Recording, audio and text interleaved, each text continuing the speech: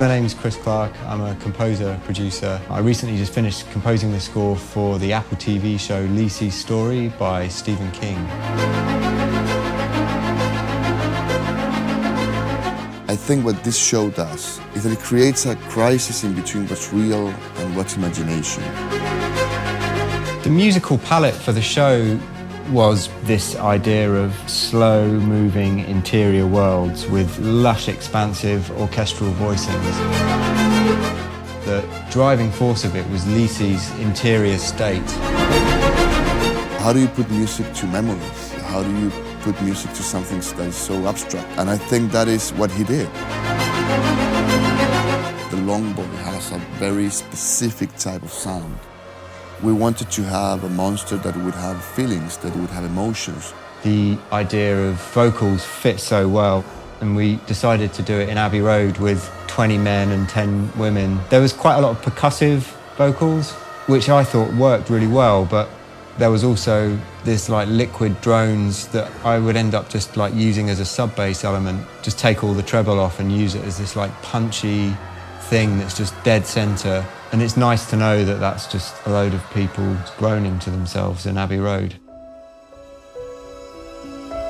At some point we realized that we needed to have some melody, a very specific piece of music that would allow the audience to understand that we were moving from one world to the other, what we call the water music.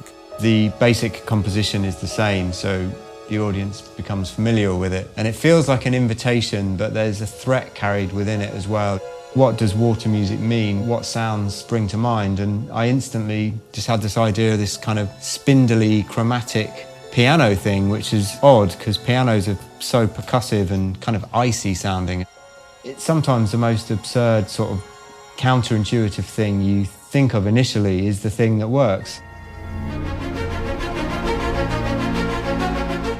Well, Chris had a few ideas for the main title sequence. The energy that it has, that melody with those strings that are there, that ta-na-ta-na-ta-na-ta-na, is the pace and the rhythm of someone writing and hitting the keyboard. And that becomes a very mechanical sort of process that can be very intimidating and very beautiful at the same time. What worked really well was using it on the romance scenes between Scott and Lisey. I programmed it on a synth. It came out in about 10 minutes, that lead melody. I mean, it was pretty kind of postmodern the way I recorded it.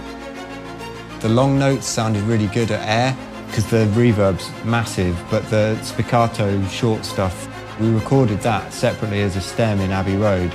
And I love that stuff. Anything to make it not sound like a sample. 40 hours or 50 hours of planning went into 90 seconds of music. From me playing it on a synth to hearing it at Abbey Road, it's amazing. I hope people can feel the thrill of that when they listen to it.